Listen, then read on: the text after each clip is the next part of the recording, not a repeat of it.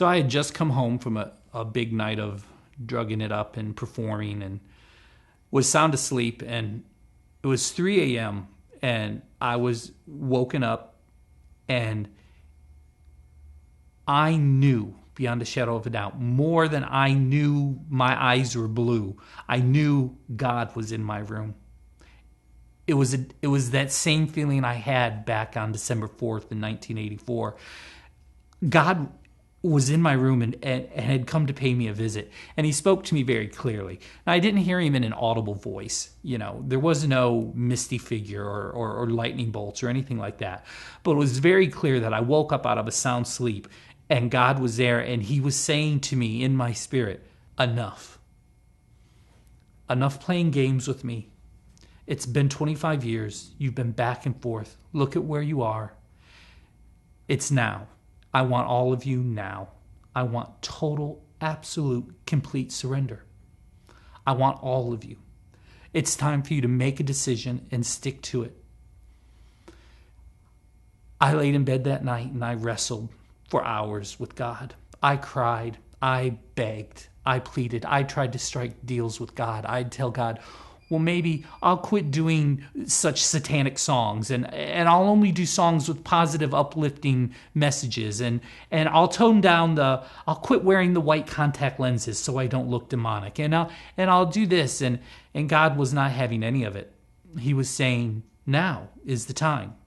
This is your last chance. The Bible's very clear in one part of the scripture where it says that at some point he'll give you over to a reprobate mind and he'll sear your conscience.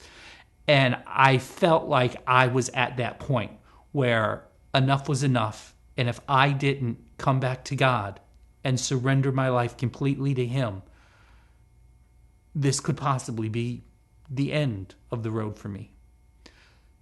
So I made that decision and I said yes. I said, Lord, I give you absolutely everything, but I cannot do this by myself and of my own strength, because I know the sacrifice that this is going to cause. So I called Adam. It had been about a year now since I'd seen him, and he was right there waiting for me. And he came and he took me to church, and I started attending church, and I walked away from the gay community. I walked away from coma. I packed up the makeup. I threw out the clothes. I canceled all my bookings. And I felt the necessity to tell people when they would call me and ask me for a booking, or they would want to know why I couldn't come and fulfill an obligation to perform. I told them that I had given my life to Jesus Christ and that this part of my life was over. Well, the very community that idolized me and loved me and paid me so much money now absolutely despised me. They hated me. They considered me a traitor. You got to understand that the gay community, when they think of Christians, they think of those people you see at gay pride parades with cardboard signs that say God hates fags. That's immediately what they associate a Christian with. This is exactly how not to reach the gay community. What you're about to see is the absolute way Jesus would not act. He's calling them swines and dogs. This is exactly not how to reach the gay community. So immediately, they couldn't comprehend that Coma was a Christian. Number one, it's ridiculous and it can't be true. And if it is true, then he's a traitor. He's turned his back on his very own people.